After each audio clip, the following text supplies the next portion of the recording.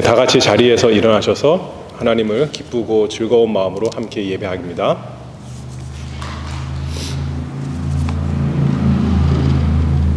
먼저 묵상기도 같이 하겠습니다.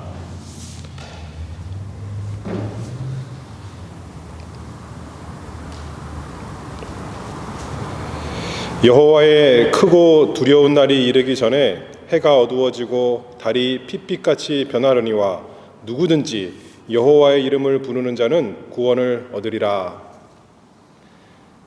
은혜가 풍성하신 하나님 아버지, 날마다 하나님께서 베풀어 주시는 은혜를 감사하옵나이다. 하나님께서 이 시간에 저희를 사랑하여 불러주셨사오니 저희가 세상의 모든 걱정과 두려움과 근심을 주님께 맡겨버리고 주님께서 저희에게 베푸시는 은혜로 충만한 이 시간 복된 예배 되도록 함께하여 주시옵소서. 예수 그리스도의 이름으로 기도하옵나이다. 아멘.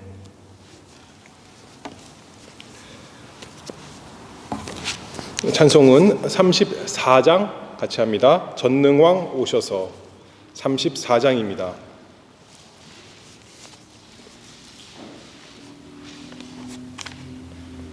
전능왕 오셔서 주 이름 찬송케 하옵소서. 영광과 권능의 성부여 오셔서 우리를 하스려 주옵소서. 항생한 성자여 오셔서 기도를 들으소서. 택하신 백성을 축복해 주시고 거룩한 마음을 주옵소서. 위로의 주 성령 오셔서 큰 증거 주옵소서. 전능한 주시여 학사람 맘에서 떠나지 마시고 계십소서. 성삼위일체께 한없는 찬송을 드립니다. 존귀한 주님을 영광 중 배웠고 영원히 모시게 하옵소서. 아멘. 교동문은 41번 이사야 65장입니다.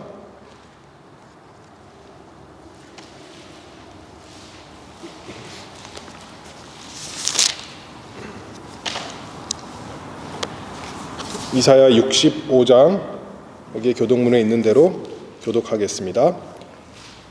보라, 내가 새 하늘과 새 땅을 창조하나니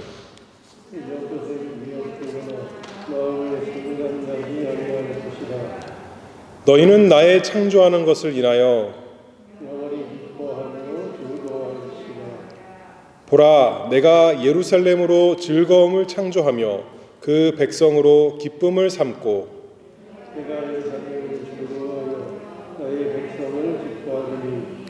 우는 소리와 부르짖는 소리가 그 가운데서 다시는 들리지 아니할 것이며 사자가 소처럼 짚을 먹을 것이며 뱀은 흙으로 식물을 삼을 것이니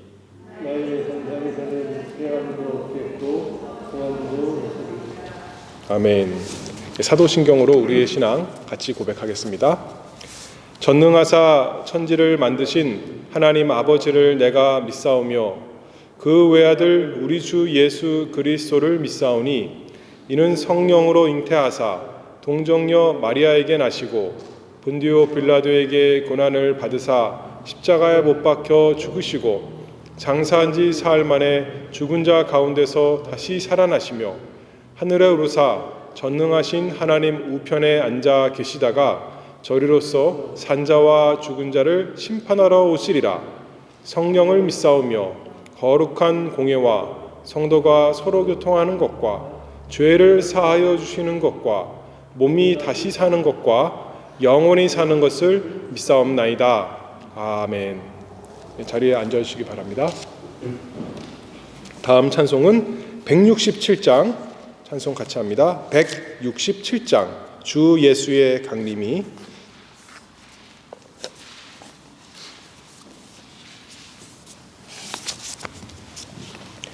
주 예수의 강림이 가까우니 저 천국을 얻을 자 회개하라. 주 성령도 너희를 부르시고 무천사도 나와서 영접하네. 주 예수님 너희를 찾으시니 외흑을 하면서 오지 않나. 온 세상 죄 담당한 어린 양인 죄 많은 자 불러서 구원하네. 이 세상이 즐기는 생명 양식 다 베풀고 조를 못 면하노. 또 숨질 때 위로를 못 얻으며 저 천국에 갈 길도 못 찾으리. 내 아버지 주시는 생명 양식 다 배불리 먹고서 영생하라. 얻으심을 버리고 주께 오면 그 한없는 자비를 힘입으리. 기도하겠습니다.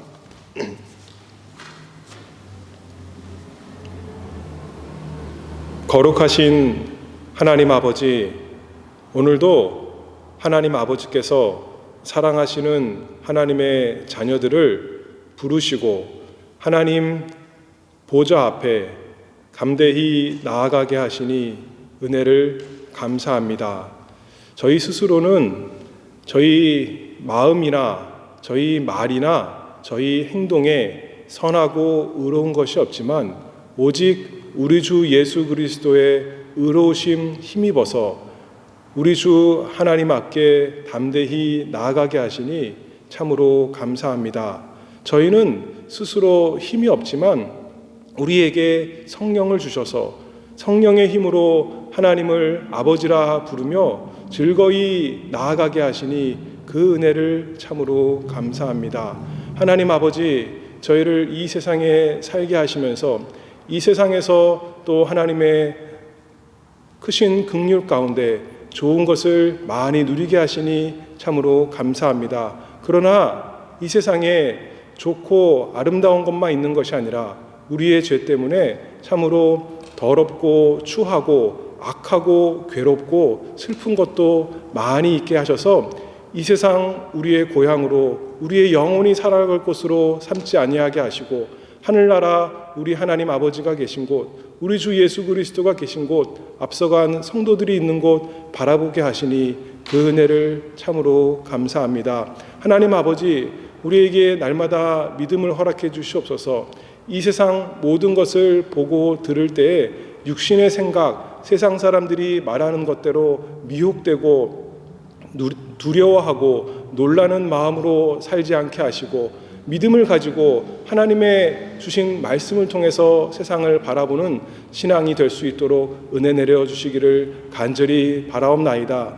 이 세상 사람들의 말에 귀 기울여서 휩쓸려 다니는 사람들이 아니라 하나님 말씀에 언제나 귀 기울여서 성령의 인도를 받아 따라가는 사람들 되도록 하나님 저희에게 함께해 주시고 크신 은혜 베풀어 주시기를 간절히 바라옵나이다. 이 세상에 참으로 지금 혼란스러운 세상입니다. 하나님께서 또 허락하셔서 그 모든 것을 주셨사오니 그 가운데서 저희가 근신하고 깨어서 우리 하나님 간절히 바라보게 하시고 우리의 마음의 닻을 예수 그리스도께 내릴 수 있도록 하나님께서 인도하여 주시옵소서. 그래서 이리저리 흔들리지 아니하고 만세반석이신 우리 주님을 피난처와 요새와 우리의 반석으로 삼고 날마다 하나님 향해 나아갈 수 있는 저희가 될 수 있도록 도와주시기를 간절히 바라옵나이다. 하나님 아버지, 그러면서도 또 우리가 하늘만 바라보느라고 이 세상에서 할 것을 못하는 사람이 아니라 하나님께서 저희에게 두신 그 각 자리에서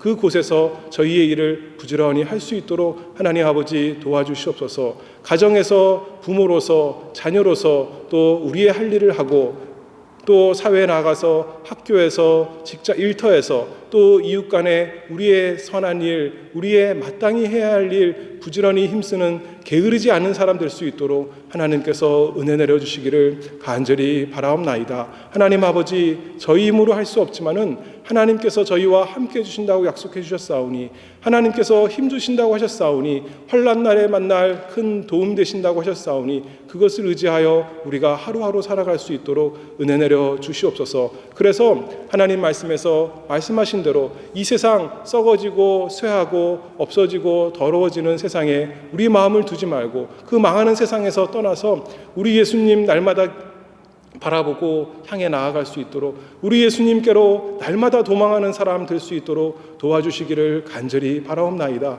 사람들이 뭐라고 우리에게 잘못된 말을 할 때, 뭐라고 안 좋은 말을 할 때 거기에 격동되고 거기에 흔들려서 마귀에게 속는 사람 되지 아니하고 그때마다 날마다 예수님께로 도망가서 평안을 누리고 안식을 누리고 힘을 얻는 하나님의 참된 백성 되도록 저희에게 은혜 내려주시기를 간절히 바라옵나이다. 이 세상에 혼란이 많고 핍박이 많고 고난이 많지만 오히려 예수 믿기 때문에 당하는 고난과 핍박이 있지만 그것만 있는 것이 아니라 하나님께서 함께 해주신다고 했사오니 우리 예수님께서 우리를 떠나지 아니하시고 함께 해주신다. 우리를 예수님의 손에서 우리 아버지의 손에서 빼앗을 자가 없다 하셨사오니 그 은혜 가운데 우리가 힘있게 살아갈 수 있도록 하나님 아버지 도와주시기를 간절히 바라옵나이다. 그래서 우리가 속지 말고 미혹되지 말고 유혹되지 말고 위협받지 말고 우리에게 주신 하나님의 말씀 간절히 붙들고 확실히 붙들고 굳게 서나가는 저희가 되도록 하나님 은혜 내려주시기를 간절히 바라옵나이다. 하나님, 지금 이 세상에 참 안 좋은 바이러스 때문에 많은 사람들이 고난을 당하고 혼란스러운 세상입니다. 하나님께서 불쌍히 여기시고 저희에게 기도의 시간 허락하셨사오니 하나님 더욱 의지하고 간절히 우리의 죄를 고백하면서 우리의 교만과 우리의 게으름과 우리의 그 모든 악함과 더러운 생각을 하나님께 고백하고 회개할 수 있도록 하나님께서 긍휼을 베풀어 주시기를 간절히 바라옵나이다. 하나님께서 뜻 가운데 또 이것이 모든 것이 회복될 수 있도록 하나님 아버지 불쌍히 여겨주시기를 간절히 바라옵나이다. 나라도 또 시끄러운 가운데 있습니다. 하나님께서 이 나라가 또 평안 가운데 있어서 우리가 평안 가운데 신앙생활하고 또 복음을 전할 수 있도록 모여서 함께 예배드릴 수 있도록 하나님께서 은혜 주시기를 간절히 바라옵나이다. 이스라엘이 범죄하여서 바벨론 포로 간 지 70년 만에 돌아왔는데 하나님께 이스라엘이 범죄해서 이스라엘의 괴가 블레셋으로 7개월 동안 잡혀가 있었는데 우리는 지금 하나님 아버지 8개월째 예배를 제대로 드리지 못하는 그런 안타까운 현실입니다. 이 시간에 하나님께서 저희의 죄를 깨닫게 하시고 하나님께 돌아오게 하시고, 그래서 우리가 다시 회복하고 다시 모여서 하나님께 즐거이 예배하던 그 시절을 사모할 수 있도록 하나님 아버지 은혜 주시기를 간절히 바라옵나이다. 평안하다 안전하다 하는 것이 아니라 이때가 환난 때, 이때가 마지막, 오늘의 마지막인 줄 알고 우리 주님 오심을 간절히 바라보고 고대하며 모이기를 힘쓰고 예배하는 우리가 되도록 하나님 은혜 주시기를 간절히 바라옵나이다. 이 시간에도 하나님께서 저희에게 말씀을 주시기를 간절히 소망합니다. 하나님의 말씀, 우리 예수 그리스도 입에서 나오는 그 진리의 말씀으로 우리의 심령과 골수를 쪼개주시고 우리의 교만이 깨트리게 하나님께서 역사하시고 우리의 더러운 것이 발가벗어지고 새로운 예수 그리스도의 말씀으로 옷을 입는 복된 시간 되도록 은혜 내려주시기를 바라오며 예수 그리스도의 이름으로 기도하옵나이다. 아멘. 하나님 말씀 마태복음 24장 29절에서 31절입니다. 마태복음 24장 29절, 30절, 31절 세 절 말씀 보겠습니다. 하나님의 말씀이 이와 같습니다. 제가 봉독하겠습니다. 그날 환난 후에 즉시 해가 어두워지며 달이 빛을 내지 아니하며 별들이 하늘에서 떨어지며 하늘의 권능들이 흔들리리라. 그때에 인자의 징조가 하늘에서 보이겠고 그때에 땅의 모든 족속들이 통곡하며 그들이 인자가 구름을 타고 능력과 큰 영광으로 오는 것을 보리라. 저가 큰 나팔 소리와 함께 천사들을 보내리니 저희가 그 택하신 자들을 하늘 이 끝에서 저 끝까지 사방에서 모으리라. 아멘. 목사님께서 나오셔서 하나님 말씀 증거하실 때 우리에게 생명의 은혜가 있기를 바랍니다. 성도는 인자의 오심을 날마다 사모하는 것이 이것이 마땅한 것입니다. 그렇죠? 왜냐하면 여기 우리 성경에서 사도행전 1장 10절에 보면 가로되 갈릴리 사람들아 어찌하여 서서 하늘을 바라보느냐, 너희 가운데서 하늘로 올리우신 이 예수는 하늘로 가심을 본 그대로 오시리라 하였느니라. 이렇게 약속이 되어 있기 때문입니다. 여기 또한 베드로후서에도 보면 베드로서 3장 12절에서 13절에 보면 하나님의 날이 임하기를 바라보고 간절히 사모하라 이렇게 말씀하셨습니다. 그날에 하늘이 불에 타고 풀어지고 체질이 뜨거운 불에 녹아지려니와 우리는 그의 약속대로 의에 거하는 바 새 하늘과 새 땅을 바라보도다 라고 해서 그날을 간절히 사모하라고 말씀하셨고, 또 성도는 마땅히 그날을 바라본다, 그 나라를 바라보는 자들이다 이렇게 말씀하시는 겁니다. 그런데 이 성도들 중에는 예수님의 재림에 대하여 마치 이것이 그 먼 나라 이야기인 것처럼, 자신의 삶과는 동떨어진 이야기인 것처럼, 또 말씀인 것처럼 생각하는 사람들이 많은 것 같습니다. 우리가 한번 생각해 보십시오. 성도는 예수를 그리스도로 믿는 자들이 성도입니다. 그런데 예수님의 오시는 날은 바로 이렇게 성도들이 그 예수님을 믿는다는 것이 옳다는 것을 인정받는, 어떻게 보면 그 사실이 입증되는 날이기 때문인 것입니다. 그러니 성도들이 세상에서 받는 어떻게 보면 무시, 또 박해, 이런 것들에 대한 완전한 보상, 그것이 이루어지는 날, 그것이 바로 예수 그리스도의 오심의 날이다 이렇게 우리가 볼 수 있습니다. 그러므로 예수님이 다시 오심에 대해서 성도들이 무엇보다도 관심을 가지고 그날을 바라보면서 그날을 사모하는 것은, 이것은 누가 그렇게 해라 이전에 성도라면 마땅히 그 마음속에 가지고 있어야 될 중요한 내용이라는 것을 우리는 알아야 합니다. 그래서 오늘 이 본문은 예수께서 인자의 오심에 대해서 이제 말씀하고 있는 말씀입니다. 그래서 이 29절에서 31절의 말씀을 통해서 예수님께서는 인자의 오심에 대해서 어떻게 말씀하고 있는가 하는 것을 우리가 함께 보도록 하면서 예수님의 오심을 사모하는 우리의 신앙이 되어야 할 것입니다. 먼저 우리가 생각해야 될 것은 이 예수님의 오심에 대해서 우리가 무엇을 생각해야 되느냐, 이 예수님의 오심을 가지고 세상에 끝이 있다, 세상의 끝남을 우리가 기억해야 할 것입니다. 오늘 이 본문 29절을 보면 이렇게 되어 있습니다. 29절, 그날 환난 후에 즉시 해가 어두워지며 달이 빛을 내지 아니하며 별들이 하늘에서 떨어지며 하늘의 권능들이 흔들리리라, 이렇게 말씀하십니다. 예수님께서 지금 예수님의 오심에 대하여 말씀하시는데 그 중에 뭐를 말씀하시는가 하면은 천재의 이변에 대해서 말씀을 하십니다. 그러면서 뭐가 어두워진다고 했죠? 해가 어두워진다. 또 달이 빛을 내지 아니한다. 또 별들이 하늘에서 떨어진다. 이렇게 말씀하시면서 하늘의 권능들이 그날 흔들릴 것이다. 이렇게 이제 말씀을 하십니다.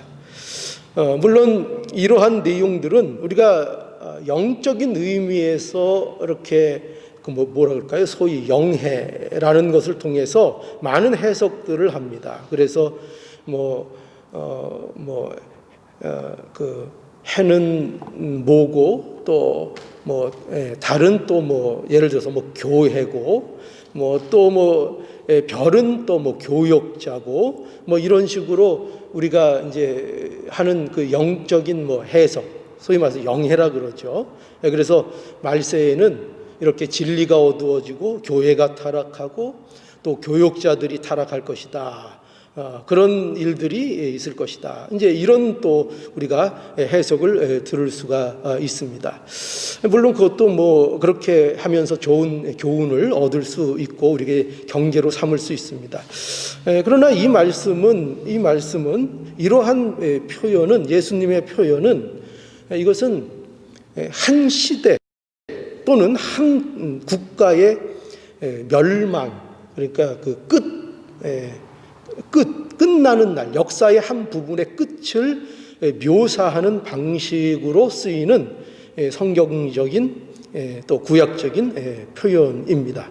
그래서 우리가 이사야 13장에 보면은 이런 내용이 또 앞서 있습니다.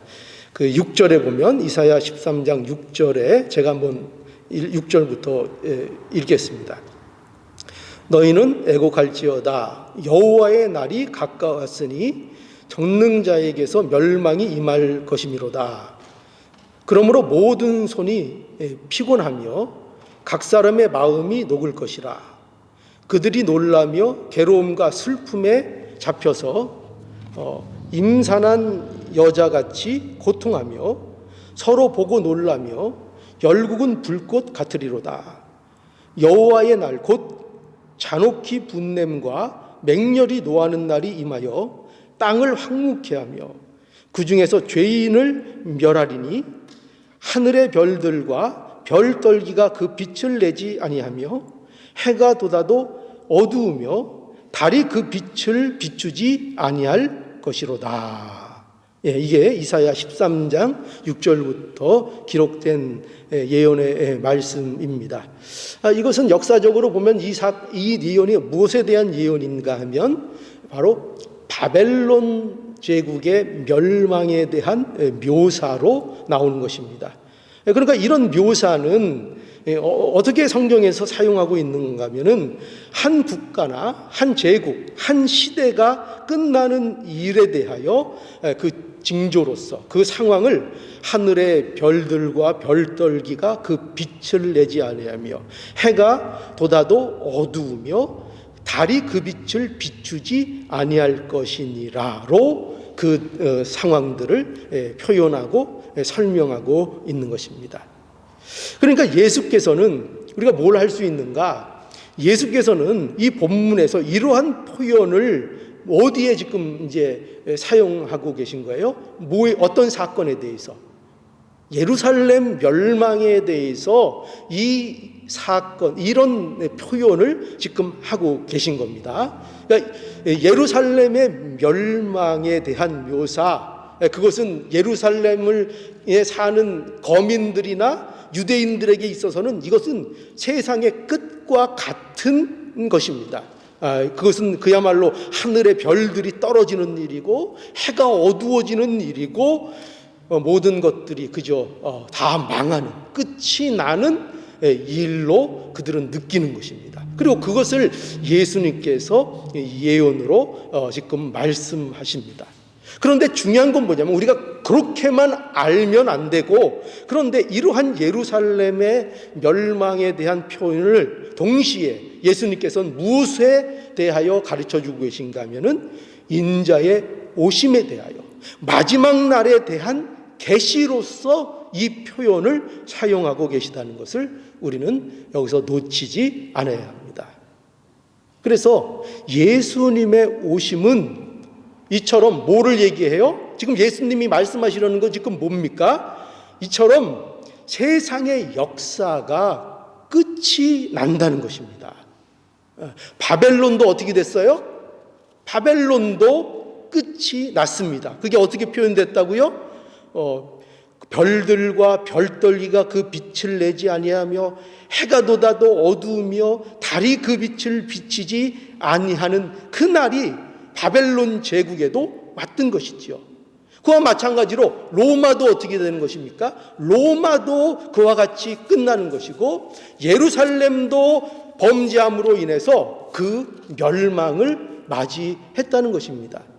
그래서 이와 같이 뭐가 있다는 거예요? 모든 시대와 모든 나라와 모든 국가에는, 역사에는 뭐가 있다는 거예요? 끝이 있다, 끝이 난다, 이렇게 말씀하고 있는 것입니다. 그러니까 세상에 절대적으로 존재하는 건 없다는 거죠. 이 세상에 절대적이라고 믿었던 것, 그런 일들이 어떻게 돼요? 다 끝이 난다는 거예요. 보십시오. 태양, 영원할 것 같은 태양이 어떻게 됩니까? 어두워진다는 거죠. 그 영원히 아름다울 것 같은 그 달이 어떻게 됩니까? 그것이 제 기능을 하지 못한다는 거죠. 비치지 못한다는 거죠. 별이 천년 만년 그 별이 영원히 있을 것 같은데 그 별이 어떻게 된다고요? 그 별들이 떨어진다는 것입니다. 아무리 절대적인 것 같고, 아무리 믿을 수 있는 것 같고, 아무리 의지할 수 있는 것 같고, 아무리 우리에게 아름답고 빛나던 것이라 할지라도 세상 모든 것은, 세상의 역사는 어떻게 돼요? 끝이 난다. 그것은 끝이 난다. 그렇게 아름다운 것도 끝나고, 그렇게 빛나는 것도 끝나고, 그렇게 밝던 것도, 세상의 것들은 모두 끝이 난다. 이게 뭐예요? 이게 예수님의 오심입니다. 모든 것이 끝난다. 그러므로 세상의 역사는 그 최종적인 목적지가 어딘가, 그 세상의 역사의 끝에 뭐가 있습니까? 뭐가 있을 것 같아요? 이 세상의 끝에 뭐가 있죠? 예수님의 재림이 있는 것입니다. 그러니까 이 세상의 모든 역사는 어디로 흐르는가? 예수님의 오심을 향하여 흐르는 것입니다.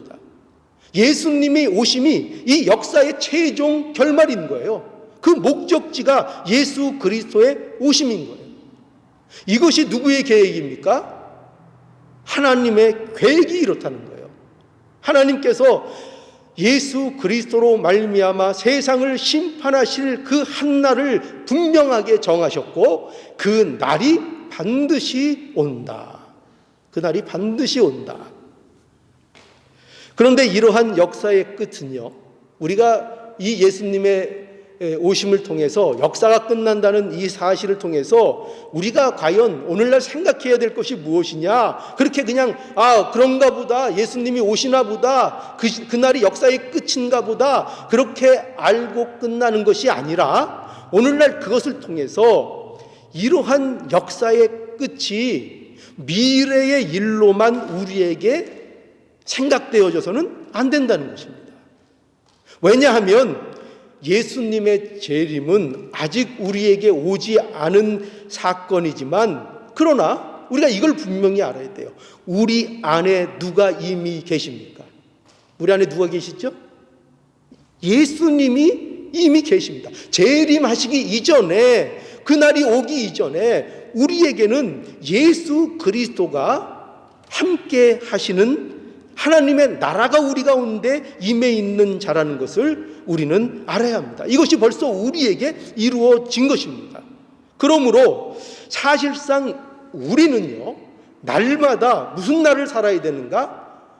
예수님의 재림의 역사를 맞은 자로 같은 삶을 살아야 하는 것입니다. 우리가 지금 현재에서요. 그러니까 우리의 날 속에서, 우리의 현재의 삶에 뭐가 있어야 됩니까? 역사의 끝을 사는 그 정신과 그 마음이 우리에게 있어야 한다는 것입니다. 그러니까 신자는 오늘을 어떻게 살아야 돼요? 오늘이 끝이다. 오늘이 역사의 끝이 될 수 있다. 곧 예수님께서 재림하실 것이다. 그리고 이미 예수님께서 나와 함께 하심으로 내게 천국이 이미 이루어졌고, 그것을 통해서 뭘 알아요? 모든 것이, 모든 역사가 끝나는 것처럼 우리의 삶 속에서 모든 세상에 의지했던 것들을 끊어내는 삶을, 세상 것들이 끝나는 삶을 우리 성도들이 지금 현실에서 살아야 한다는 것입니다.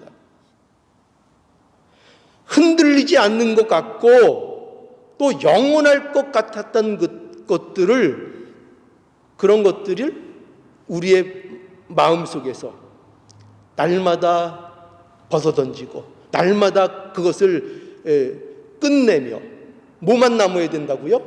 예수님만 남는 생활을 날마다 우리 삶 속에서 해야 하는 것입니다. 날마다 이 일이 이루어지는 거예요. 그날에만 우리 미래에만, 예수님이 오시는 그 심판의 날 그때에만 이 일이 이루어지는 것이 아니라 그 재림을 앙망하고 기다리는 성도들의 삶은 어떠해야 되는가? 현실에서의 끝을 보는 생활을 해야 한다는 것입니다. 끝. 무슨 끝이요? 내가 지금 의지하고 있는 것. 세상에서 그렇게 밝고 아름답고 그렇게 빛나던 것들, 내가 의지하던 것들, 그것들을 끊어내는 삶.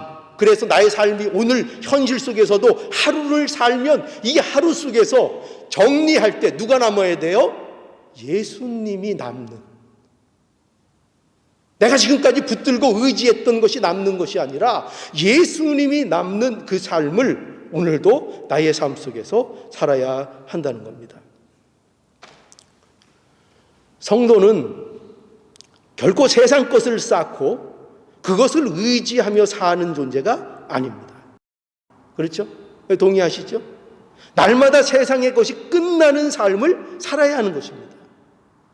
그러니까 성도는 이 세상에 살면서 무슨 자기의 존재감을 높이는 것이 목적이 아닙니다. 자기를 드러내고 자기를 증명하기 위해서 성도들은 살지 않습니다. 성도의 삶은 어떤 삶이에요? 자기를 부인하는 삶입니다. 그래서 예수께서 제자들에게 가르쳐 주신 말씀이 뭡니까? 뭐라고 말씀해 주셨습니까? 마태복음 16장 24절에 보면 이에 예수께서 제자들에게 이르시되 아무든지 나를 따라오려거든 어떻게 하라고요? 자기를 부인하고 자기 십자가를 지고 나를 좇을 것이니라. 분명히 이렇게 말씀하셨습니다. 그러니까 제자의 길은 뭐가 아니에요? 자기 존재감을 높이는 길이 아니에요. 자기를 알아달라고 떼쓰는 길이 아니에요. 세상 사람들이 자기를 몰라주면 그것 때문에 속상해하는 그런 삶을 살라고 하는 게 아니지요. 성도들의 삶은 뭐냐? 자기 부인의 삶이고 십자가를 지고 예수 그리스도를 쫓는 삶이라는 것을 우리는 알아야 합니다.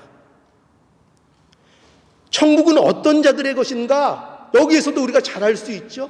마태복음 18장 4절에 보면 그러므로 누구든지 이 어린 아이와 같이 자기를 낮추는 그이가 천국에서 큰 자니라. 그죠? 천국에서는 누가 큰 자라고요? 자기를 낮추는 어린애와 같은 겸손한, 뭔가를 의지하지 않고는 살 수 없는 그 마음의 상태가 되어서 예수 그리스도를 의지하는 자, 그들만이 천국의 백성이다. 또 그런 자만이 천국에서 큰 자고 천국의 사람이다. 이렇게 말씀하고 있는 거죠. 세상과는 다르죠. 세상은 어떻게 해요? 세상은 높아지라, 어떻게 해서든지 성공해라, 세상에서는 어떻게 해서든지 인정받으라, 그것이 최고다, 그렇게 말씀하지만 놀랍게도 성경은 전혀 그렇게 얘기하고 있지 않아요. 어떻게 돼야 된다고요? 낮아져라. 낮아지는 자가 큰 자다. 이처럼 성도의 삶은 날마다 세상 것에서 떠나가는 삶을 사는 것입니다. 그러니까 여러분, 예수님의 오심은 우리에게 뭘 말씀해 주세요?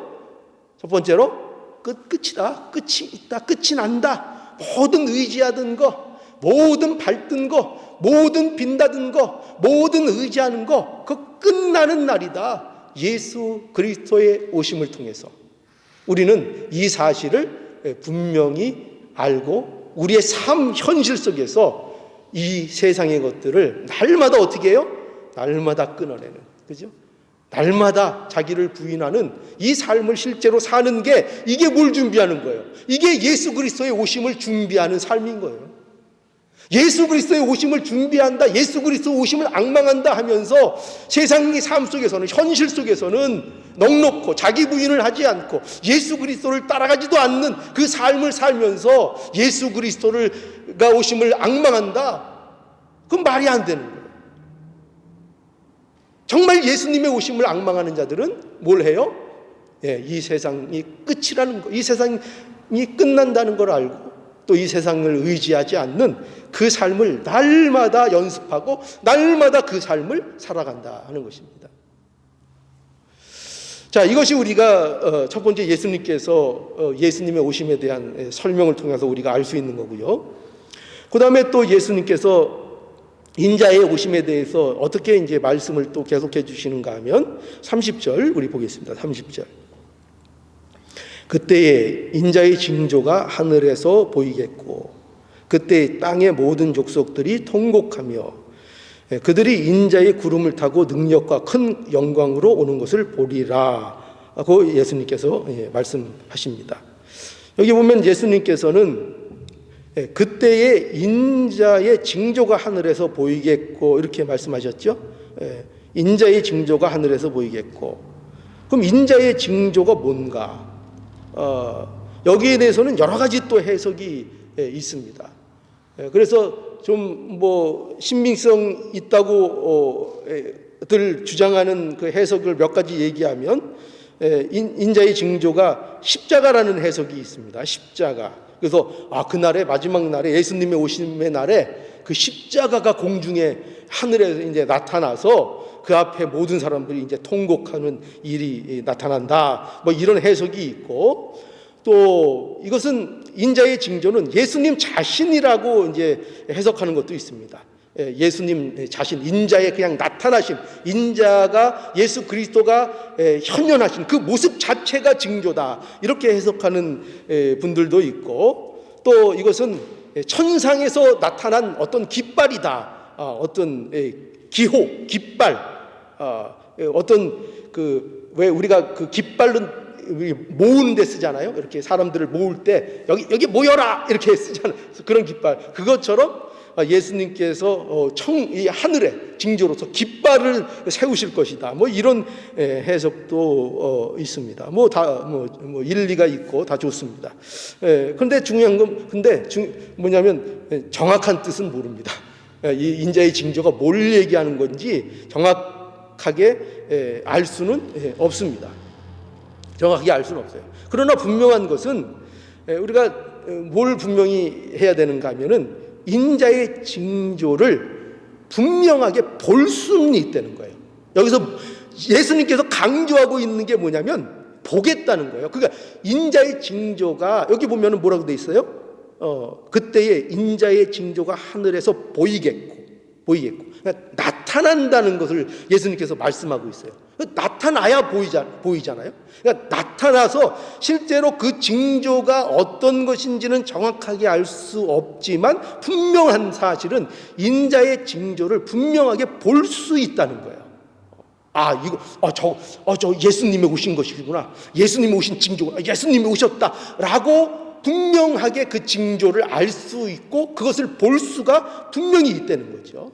그걸 말씀하고 있고, 그래서 인자의 징조가 하늘에 보이겠고, 또 그때의 사람들이 이제 보게 된다는 거죠. 누구든지 볼 수 있는 징조가 나타난다. 그래서 이제 무슨 일이 벌어지는가? 그 징조로 인해서 계속 보면 이렇게 돼 있죠. 그때에 땅의 모든 족속들이 통곡하며라고 이제 예수님이 말씀하십니다. 그러니까 이게 어떤 통곡이겠죠? 이게 무슨 일이겠죠? 예수님을 대적한 세상은 인자의 징조를 보고 이제 할 말을 잃어버리게 되는 겁니다. 이제 예수님의 오심을 보고, 그러니까 예수님을 핍박하고 예수님을 대적하고 예수님을 거부하고 하나님의 은혜에 대해서 끝까지 거부하던 자들이 이제 인자의 징조를 통해서 예수님의 오심을 보고 어떻게 돼요? 할 말을 잃어버리고 그들이 슬픔과 후회 속에서 통곡하게 된다 하는 것을 말하고 있는 것입니다. 여러분, 이때 후회해도 될까요? 이때 후회하면 소용이 있을까요? 끝난 겁니다. 심히 슬퍼하며 후회하는 통곡이 그날에 넘쳐나게 될 것입니다. 누구에게요? 예수님을 거부하고 하나님의 은혜를 거부했던 모든 자들에 대한 통곡과 후환이 있게 된다는 것입니다. 그리고 예수님은 그들이 분명하게 이제 보게 된다고 말씀하죠. 뭐를요? 계속해서 이렇게 돼 있죠. 그들이 인자가 구름을 타고 능력과 큰 영광으로 오는 것을 보리라. 여기에도 뭐가 강조되어 있어요? 보리라. 그들이 보리라는 거예요. 그들이. 세상 모두 예수님께 대적하고 예수님을 믿지 않고 예수님에 대하여 조롱하던 그 세상이 그들이 뭐를 보게 된다고요? 예수님의 영광을, 예수님의 그 능력을 그날 모두 바라보게 된다 하는 것입니다. 모든 세상은 성경에 약속한 대로 예수 그리스도께서 오시면 그 능력과 그 큰 영광으로 오는 것을 모두 보게 될 것이다. 이렇게 말씀하고 있는 것입니다. 그래서 예수님께서 이 중요한 사실을 우리에게 알게 하시죠. 뭐냐면 예수님의 초림은 어떻게 보면 숨겨지고 감추어진 거였습니다. 잘 모르는 사람들이 많았습니다. 그렇죠? 예수님의 오심에 대해서, 예수님의 초림에 대해서 모르는 사람들이 너무나 많았습니다. 그러나 재림은 다르다는 거예요. 예수님의 재림은 공개적으로 이루어진다는 것입니다. 예수님의 재림은 그 누구도 부정할 수 없는 사실로 임한다는 것입니다. 그래서 계시록 1장 7절에 분명히 이렇게 말씀하시죠. 볼지어다 구름을 타고 오시리라. 각인의 눈이 그를 보겠고 그를 찌른 자들도 볼터이요 땅에 있는 모든 족속이 그를 인하여 애곡하리니. 이렇게 말씀하고 있죠. 분명히 말씀하고 있습니다. 그래서 예수 그리스도의 능력과 그 영광을 모두가 이 예수 그리스도의 오심을 통해서 보게 될 것이다. 이렇게 예수님께서 말씀하고 계신 것입니다. 예수님이 바로 하나님이시며 하나님이 하나님의 모든 권세를 또 모든 영광을 가지신 분으로서 예수님께서 천하에 나타나실 것이다.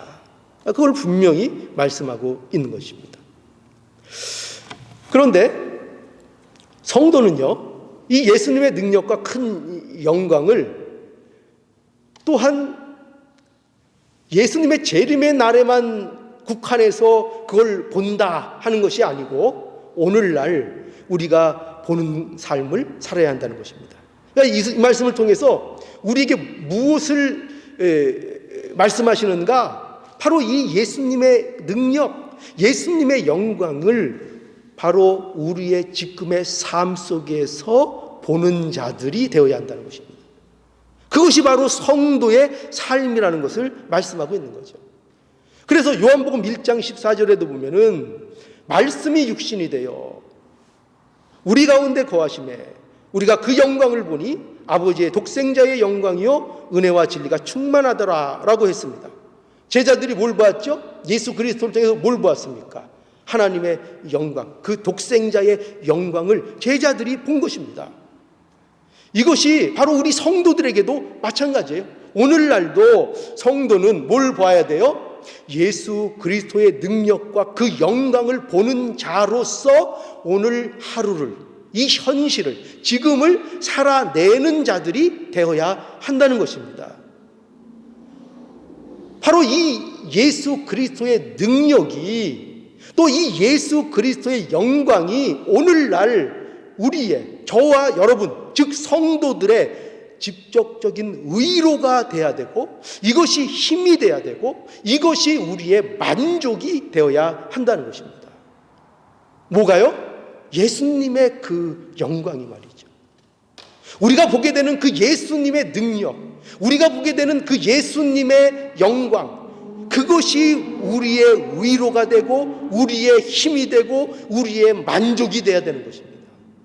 그런데 과연 우리는 무엇으로 위로를 삼고 있습니까? 오늘날 세상에 살 때 한번 생각해 보십시오. 내가 예수님을 믿는 자인데, 예수님의 오심을 앙망하고 바라는 자인데, 오늘날 현실 속에서 어려운 일들을 당할 때 과연 내가 찾는 것은 무엇인가? 나는 무엇으로 위로를 삼고 있는가? 이 어려운 일에 나는 무엇으로 이 어려운 일들에 대한 위로를 삼고 있고, 과연 무엇으로 나의 힘을 삼고 있고, 과연 무엇으로 나의 만족을 삼고 있는가?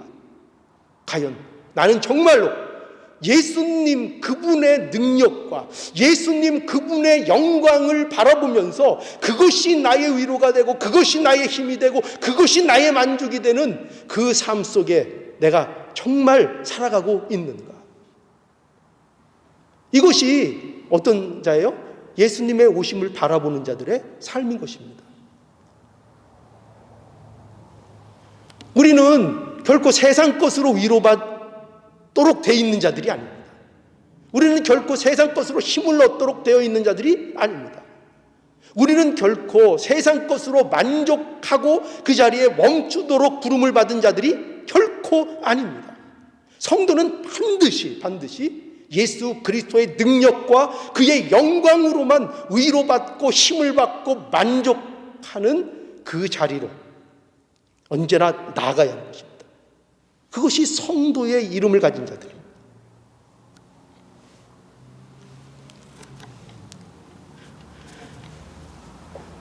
이제 세 번째로 예수님께서 마지막으로 이제 인자의 오심에 대해서 어떻게 말씀하시는가? 31절을 보겠습니다. 31절. 저가 큰 나팔 소리와 함께 천사들을 보내리니 저희가 그 택하신 자들을 하늘 이끄대서 저 끝까지 사방에서 모으리라. 여기 저가 큰 나팔 소리와 함께 천사들을 보내리니라고 말씀합니다. 여기 그 나팔 소리가 등장하죠. 나팔 소리. 이 나팔 소리는 그 유대교 그의 그 사상에서는 이 나팔 소리는 그 종말과 관련이 된 것입니다. 그러니까 나팔 소리가 나면 그것이 이제 종말을 예고하는 그 어떤 신호로서 나팔 소리가 있습니다. 그래서 이 나팔 소리는 그 종말 끝과 관련이 되어 있는 것을 말하고 있는 것이고요. 그리고 그뿐만 아니라 이 나팔 소리는 또 아주 어떻게 보면 좀 이렇게 완전히 반대되는 그 개념일 수 있는데, 끝과 동시에 새로운 시작을 알리는 신호가 나팔 소리입니다. 그러니까 그러니까 뭐 이렇게 새로운 나라가 세워진다거나 새로운 세계가 만들어지고 그 출발을 알리는 것으로 나팔 소리가 이제 등장을 하는 겁니다. 그러니까 여기 예수님께서 저가 큰 나팔 소리와 함께 천사를 보내리라 하는 이 말씀은 바로 예수님께서 오심이 뭐예요? 그것이 세상의 종말을 예고하는 동시에 또 뭐를 얘기하는 겁니까? 새로운 출발, 그죠? 새로운 출발이 있을 것을 이제 말씀하고 있는 것입니다. 그런데 여기 이 나팔 소리의 그 또 하나의 목적이 뭐냐면, 거기 이제 어떻게 계속 설명되고 있는가 하면, 그 택하신 자들을 모으는데 이 또 소리가 있습니다. 아까 그 깃발, 그 인자의 징조가 기호, 깃발이라는 의미를 또 이렇게 갖고 있다고도 말씀드렸죠. 그와 이제 연관을 시키면 이 나팔 소리도 뭐냐면 이제 모으는 그 소리입니다. 모으는 소리. 나팔을 불어서 모여라, 모여라 하는 겁니다. 모여라. 깃발을 꽂아놓고 여기 모여라. 그러니까 예수님의 재림은 새로운 출발, 세상의 종말을 말하는 동시에 새로운 출발을 얘기하고, 그 새로운 종말과 새로운 시작 그 안에 뭐가 있어요? 모여라가 있는 겁니다. 모여라. 누가 모이는 거예요? 누가? 하나님의 택한 백성들을 불러 모으시는 일을 하시는 것입니다. 그날. 그래서 놀랍게도 그날에 이 불러 모으심으로 인해서 놀랍게도 무슨 일이 이루어지는가? 심판이 이루어지는 겁니다. 심판. 그러니까 그때 구별이 생기는 겁니다. 선택하여 불러 모아지는 사람들과 거기에서 제외되는 자들이 생기는데, 뭐가 생겨요? 분리가 생겨서 마치 가라지와 곡식이 그 추수 때에 갈리는 것처럼 그 택한 백성과 그렇지 않은 자들이 어떻게 돼? 분리가 되는 일종의 심판이 이루어진다는 것입니다. 심판이. 그래서 그날이 예수님의 오심이 중요한 게 뭐예요? 심판과 구원의 역사인 것입니다. 예수님의 오심. 심판과 구원의 약속이 이루어지는 것입니다. 그래서 하나님의 나라에 최종적으로 이루어지는 것, 이 세상의 역사가 끝나고 영원한 나라가 시작되는 것, 그날이 오는데 그 오심을 통해서 뭐가 이루어져요? 심판이 시작된다. 심판이 이루어진다 하는 것을 말씀하고 있는 것입니다. 분리가 일어나는 거죠. 그래서 하나님의 백성은 뭐예요? 하나도 빠짐없이 구원을 받게 되는 것이고, 그러나 그리스도를 대적하고 그 은혜를 거부한 자들은 모두 그 나라에서 제외되는 심판을 받게 되는 것이죠. 그래서 오늘날 이 심판은, 또 이 구원은 그러면 그때만 있는 것이냐, 또 그러면 그때만 구원을 바라보고 그때만 심판을 우리가 생각할 것이냐, 그게 아니라는 거죠. 오늘도 날마다 뭐가 있다는 거예요. 날마다 우리의 삶 속에 심판과 구원이 있다는 것을 우리는 알아야 한다는 것입니다. 오늘도 예수께서 어떻게 해요? 큰 나팔 소리와 함께 천사들을 보내시고 있는 겁니다. 그래서 택하신 자들을 어떻게 하고 있어요? 오늘날도 모으고 있는 것입니다. 예수를 믿는 자들은 어떻게 돼요? 그래서 구원하시고, 거부하는 자들은 오늘도 뭐가 일어나고 있어요? 심판이 임하고 있는 것입니다. 심판이. 오늘 현실 속에서 이게 일어나는 일인 거예요. 그래서 요한복음 3장 16절, 여기 우리가 잘 아는 말씀, 하나님이 이 세상을 이처럼 사랑하사 독생자를 주셨으니 이는 저를 믿는 자마다 멸망치 않고 영생을 얻게 하려 하심이니라, 이렇게 했고, 17절에 하나님이 그 아들을 세상에 보내신 것은 세상을 심판하려 하심이 아니요 그랬어요. 심판하려 하심이 아니요, 저로 말미암아 세상에 세상이 구원을 받게 하려 하심이니라. 그래서 그 목적이 뭐예요? 예수님의 초림의 목적이 구원, 그죠? 심판이 아니고 구원이라는 거예요. 예수님께서 오신 목적은. 그런데 18절을 보면 뭐라고 되어 있는가 하면, 저를 믿는 자는 심판을 받지 아니하는 것이요 믿지 아니하는 자는 하나님의 독생자의 의를 믿지 아니함으로 벌써 심판을 받은 것이니라.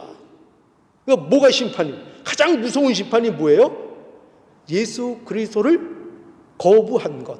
벌써 그 자체가 그에게 내려진 뭐라는 거예요? 그게 심판이라는 거예요. 그러니까 어떤 사람들이 그래요. 난 예수님 안 맞는데, 예수님 안 믿는데 내가 어디 벌 받나 보자, 나 오늘 심판 받나 보자, 큰 소리를 쳐요. 뭘 몰라요? 예수님을 안 믿는 것 자체가 뭐라는 거예요? 그게 심판이라는 거예요. 심판. 그래서 성도는 예수님의 재림의 날뿐만 아니라 바로 오늘의 삶이 하나님 나라의 삶이 되어야 하는 거예요. 오늘의 삶이 하나님 나라의 임함이 되지 아니하면 내일의 삶은 보장이 없어요. 오늘의 삶이 하나님의 나라의 삶이 되어야 되는 거예요. 성도는 오늘날 성도는 날마다 새로운 시작을 해야 하는 겁니다. 이것이 예수님의 오심을 사모하는, 우리가 소위 말하는 종말론적인 삶을 사는 거예요. 성도는 언제나 어느 시대에 사나 어떻게 살아요? 종말론적인 상태에서 삶을 살아야 되는 거예요. 그게 뭐예요? 예수님의 오심을 언제나 앙망하고 그것을 바라보는 삶을 사는 거예요. 그 삶이 뭐냐? 오늘 현실 속에서 하나님의 나라를 살아내는 거예요. 그게 예수님의 오심을 기다리는 자들의 모습인 것을 우리는 알아야 합니다. 예수님의 재림을 바라보는 삶은 그냥 그날만 넋놓고 기다리는 것이 아니라 지금 현재를 종말론적으로 사는 거예요. 지금 현재를. 날마다 큰 나팔 소리가 들리는 거예요.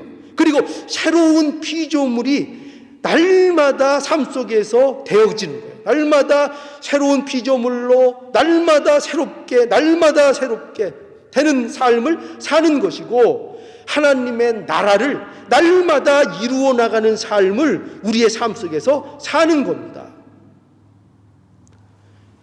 이것은요, 예수님이 오신 다음에는 늦는 거예요. 예수님이 오신 다음에는 할 수 없는 거예요. 예수님이 오심을 바라보는 자들의 삶이 이와 같은 삶이 되어야 예수님의 오심에 대한 희망이 있는 거예요. 그때는 아까 그랬죠? 통곡하고 모든 게 통곡한다. 만국이 통곡한다 그랬죠? 그때는 통곡해도 소용이 없어요. 통곡해도 소용이 없어요. 예수님의 오심은 우리가 가장 크게 고대하고 바라보아야 하는 일입니다. 그렇죠? 그러나 성도들의 삶은 미래만 바라보는 것이 아닙니다. 우리 성도의 삶은 미래만 보고 먼 훗날만 기약하며 사는 것이 아닙니다.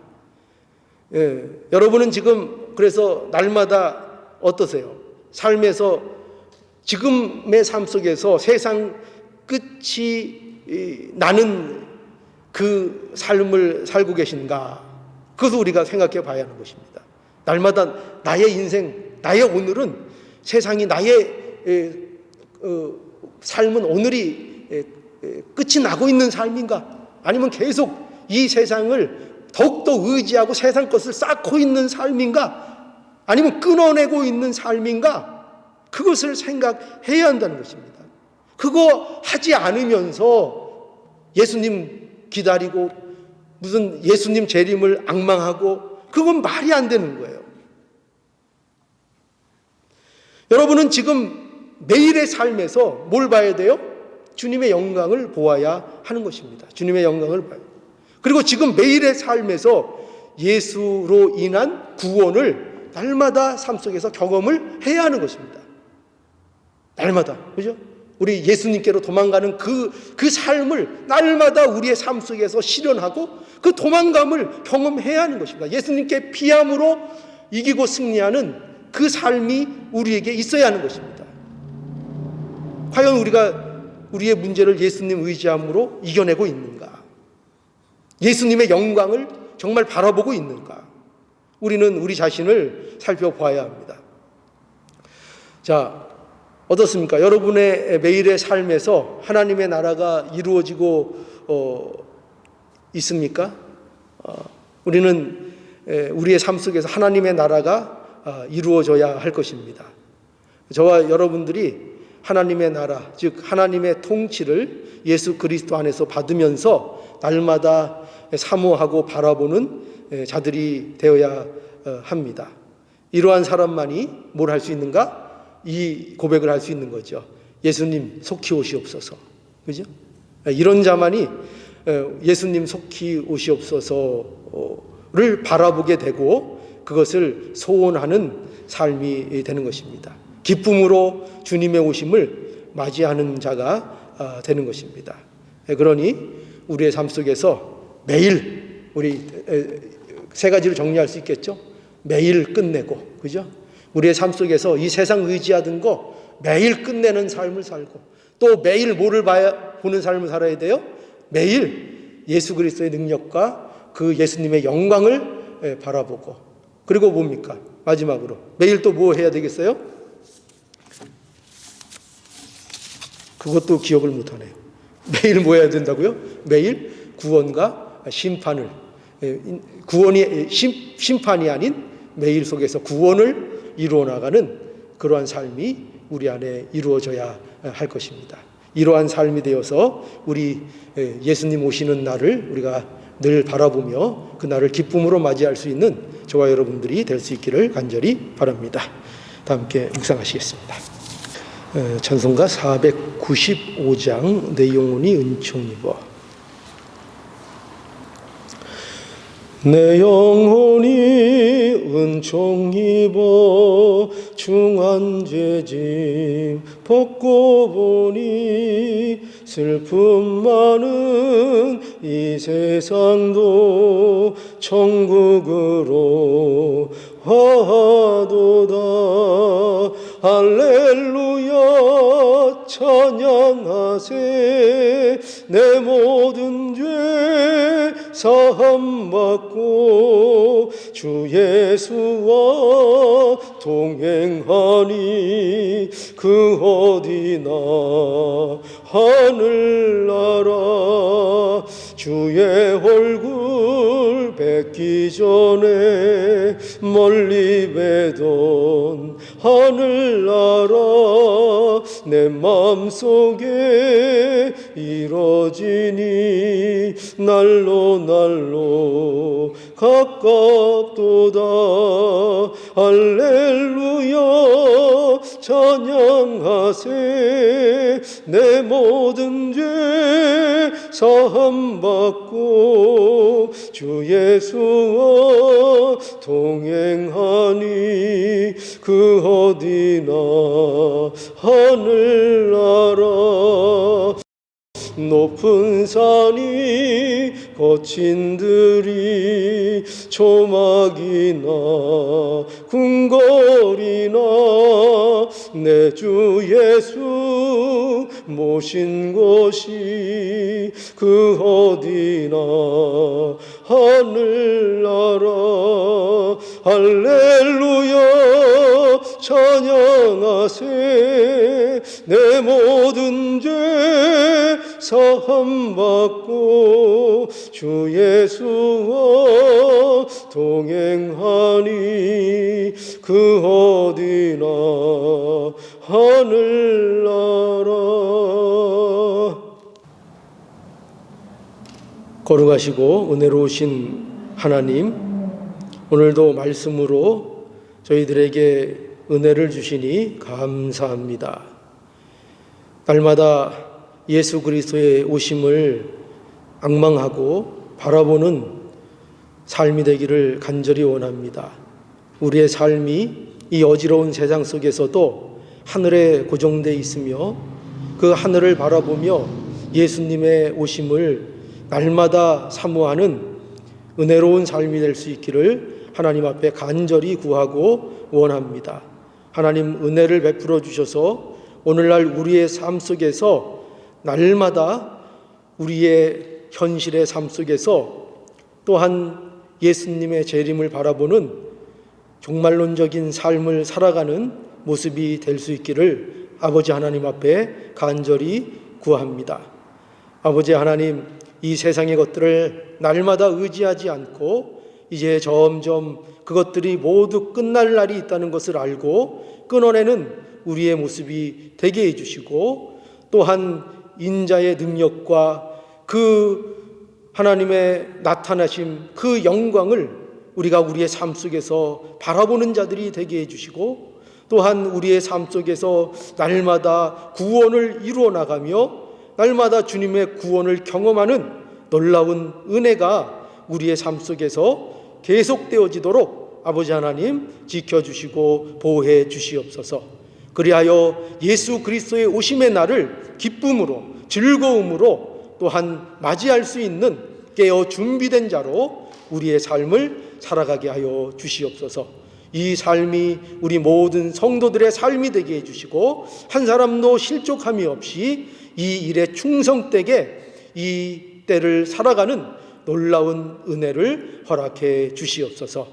또한 예배드리는 모든 심령들을 하나님 보살펴 주셔서 그들의 마음과 그 육신과 모든 일들을 보호하여 지켜주시고 하나님께서 하나님 의지하는 자에게 모든 풍성한 것으로 그 마음의 만족함을 허락해 주시옵소서. 오늘도 감사하오며 예수님의 이름으로 기도하옵나이다. 아멘. 예, 광고 드리겠습니다. 이제 다음 주일은 추수감사 주일입니다. 우리가 추수감사 주일이라고 해서 특별히 다른 행사를 할 수는 없는 상황이지만 또 우리 추수감사 주일을 또 생각해서 또 기도하시고 하나님 앞에 모든 일에 감사할 수 있는 또 한 주 또 주일이 되어야 하겠습니다. 믿음의 가정을 위해서 기도해 주시기 바랍니다. 김미화 집사님 가정을 위해서 또 그의 자녀들을 위해서 기도해 주시기 바랍니다. 또 병든 우리 가족들을 위해서 우리 정용자 권사님, 또 그 밖에 환자들을 위해서 기도해 주시고요. 또 주명자 권사님 이사하셨고 또 아마 다음 주 중인가 다다음 주 중인가 또 그 자녀들이 얼바인으로 또 이사를 할 것 같아요. 그래서 그 일에 있어서도 기도해 주시기를 바랍니다. 다른 또 특별한 광고 있으십니까? 전할 말씀이 없으시면 이제 다 함께 일어서셔서 1장 하나님 앞에 찬송 올리고 축도함으로 모든 순서를 마치겠습니다. 다 함께 만복의 근원 하나님 찬송을 하시겠습니다. 만복의 근원 하나님 온 백성 찬송 드리고 저 천사여 찬송하세 찬송 성부 성자 성령 아멘.